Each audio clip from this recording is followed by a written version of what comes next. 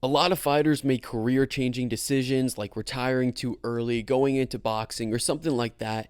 And there's a lot of what ifs in the UFC. If this person did not do this, how would the UFC look like? How would it have changed?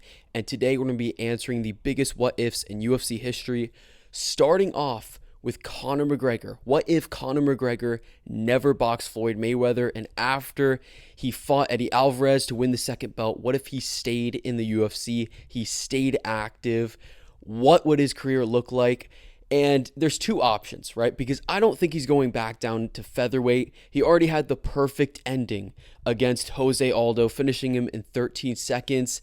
Max Holloway fought for the belt, I believe, afterwards, and he already beat him earlier in his career, so he had no reason to go back to 145. He likely would have either stayed at 155 and fought Tony Ferguson, or he would have moved up to 170 to fight Tyron Woodley. Now, it was a little bit weird because Tyron Woodley, he had the draw on the same card with Wonderboy. So, honestly, it would have been a little bit weird because they would have to do the rematch. McGregor may have had to wait. And honestly, and you could also justify it because he had the win against Nate Diaz, who was a top contender at the time at 170. So I think that's one option. If that would have happened and he moved up to 170, I actually think he would have given Woodley a tough shot because Nate Diaz, he's very durable. I get he gets dropped a decent amount, but he was dropping Nate Diaz like 2 times per round in their fights. I mean, he was rocking them. He showed that he carried his power up to 170. He still was just as powerful. Now, the difference is with Nate Diaz and Tyron Woodley, there's a few, but Tyron Woodley is a lot more dangerous on the feet. He's a lot more powerful. Where McGregor, he had a good chin, but yeah, he definitely could have gotten knocked out by Tyron Woodley. I don't see that happening, though. I think Tyron's main path to victory is being able to wrestle him, hold him against the cage, make it boring for 2 rounds or so, and then Tyron would win the fight. McGregor, because he just doesn't have a good gas tank, especially at 170, he doesn't have a good gas tank. I think he does have a legit shot against Woodley. I probably don't think that he would win. I think it's like 60-40 Tyron Woodley, but I think the more likely option is he stays at 155, and he would either face Tony Ferguson or the Khabib fight much earlier, where he would have a better shot against Khabib if he fought him in 2017, 2016, something like that, compared to prime Khabib in 2018. Because Khabib, he was always good, but he got a lot better once he became the champion, a lot more dominant. But I think it's more likely he would face Tony Ferguson first, given that Tony fought for the interim belt shortly after when McGregor went to box Floyd. And I think Conor would have beat Tony even in both of their primes, because Tony, even in his prime, he still was getting hurt. Very tough to finish. But at 155, it's a little bit easier for McGregor to get the finishes compared to 170 with like Nate Diaz. So I do believe McGregor would have beat Tony Ferguson and probably would have finished him. And then he probably would have fought Khabib probably in 2017, around then, maybe like a year earlier than when he actually fought him. He would have had a much better chance then. He would have been more focused. I still think Khabib probably beats McGregor, even if McGregor is like more focused in 2017.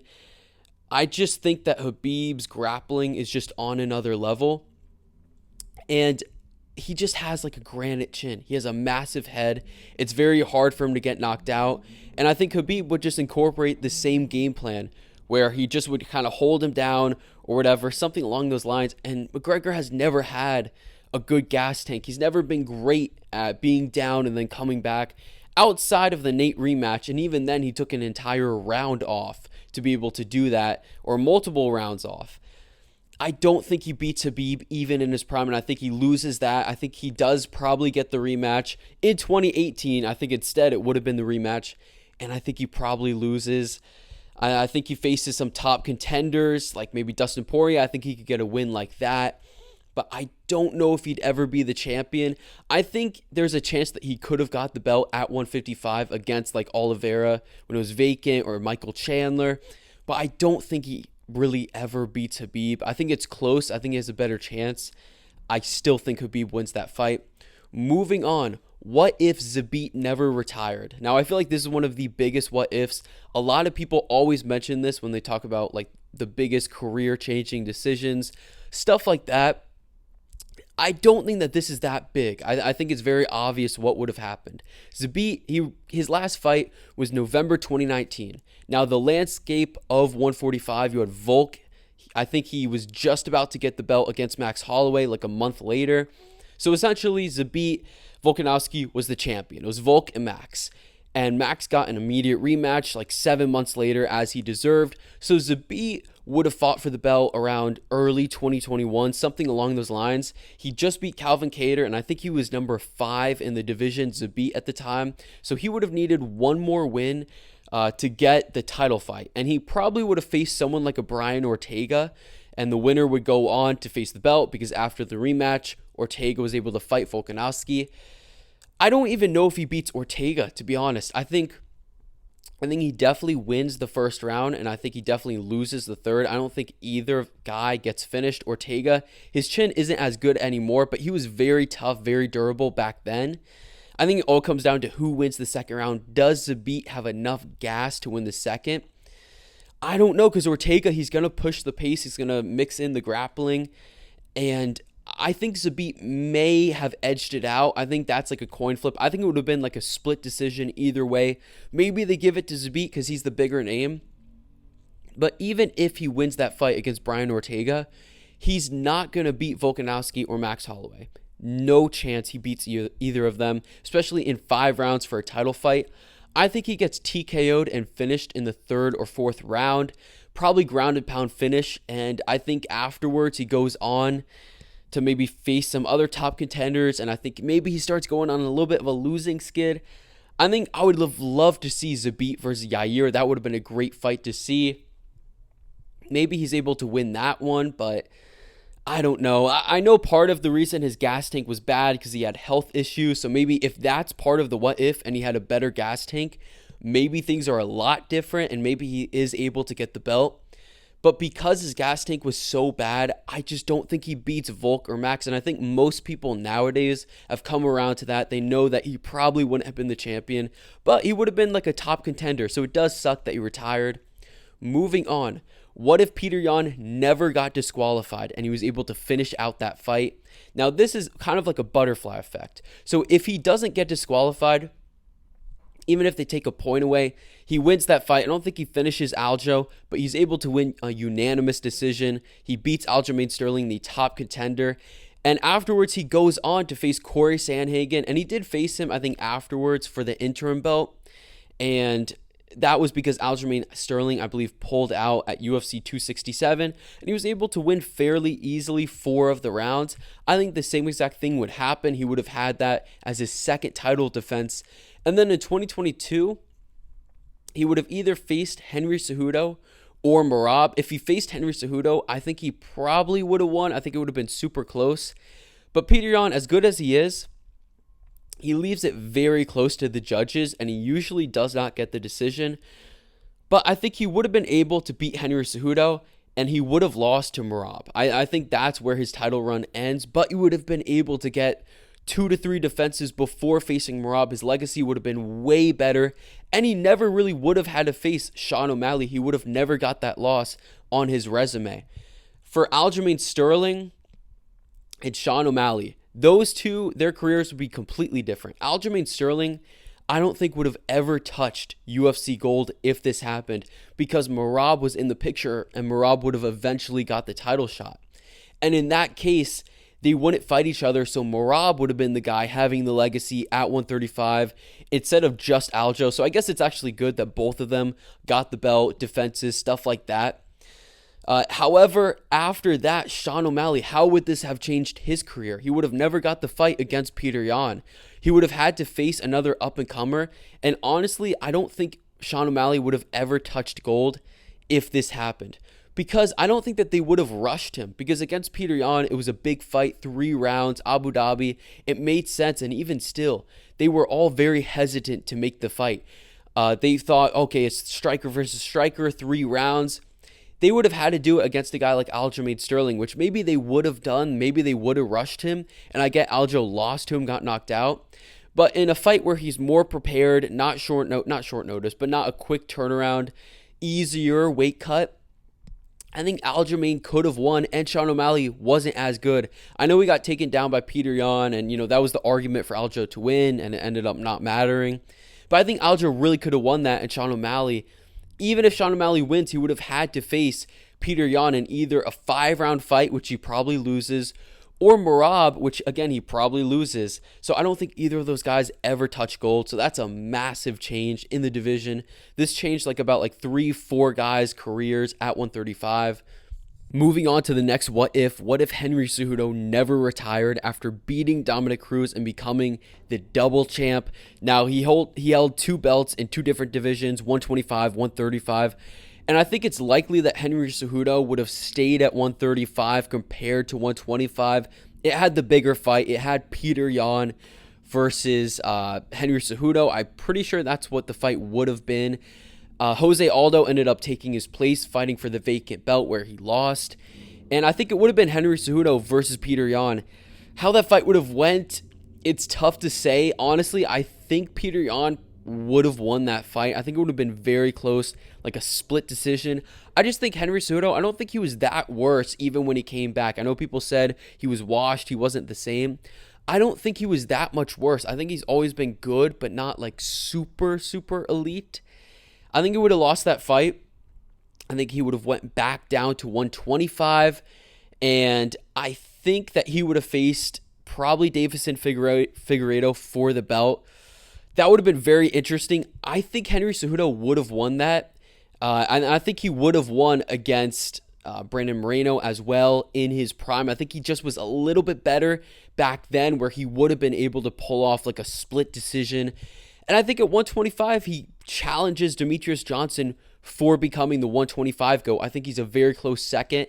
And I think his legacy would have been hurt maybe a little bit. I think the best his legacy would have been is if he retired and never came back. But I think the second option is him retiring, or not retiring, staying at 125. I think that's where he gets the most wins. I think he would have beat guys like Brandon Royval. He's very tough, has a very good chin, he's very fast, and his striking is very good. Also his grappling, obviously. But yeah, I think his legacy would have been a lot better. He shouldn't have retired and then come back. That was the worst mistake. But to be fair, he wanted to beat Aljamain Sterling, and he came very close to doing it. So I don't think it was the worst. Moving on to the next one. What if Demetrius Johnson never got traded? And what if Ben Askren never got traded? This would have affected so many people's careers. And I think this is the biggest, I guess the term would be butterfly effect of all time in the UFC by far. So Demetrius Johnson, if he never got traded, he would have stayed in the UFC, and his legacy wouldn't have been as good, even if he stayed at the UFC. The 125ers were getting a lot better, and he would have had to face Henry Cejudo in the trilogy, which he arguably won the second fight. But Cejudo, he was younger, he was getting better more quickly, while Demetrius Johnson was a little bit older. He still was, in his prime. It's very possible he loses the trilogy, and then he just has to face contenders. That would have massively hurt his legacy if he lost in the trilogy, because it was 1-1, and the second fight was very close. So that would have definitely affected his career. He would have never went over, I believe, to 1, I'm pretty sure is where he fought, if I'm not mistaken. Ben Askren, he would have never, it wouldn't have affected his legacy too much. Obviously, the Robbie Lawler fight was affected. Maybe Lawler is able to fight for the belt or something along those lines.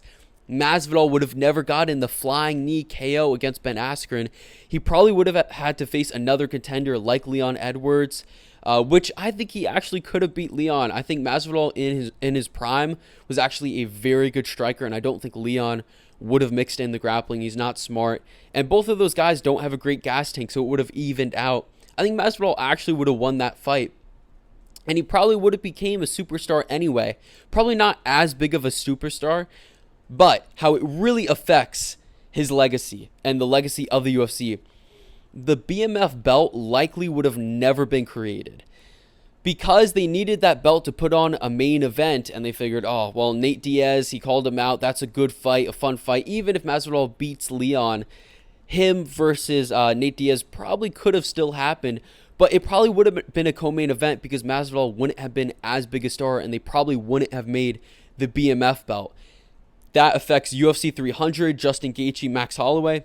We may never get that moment.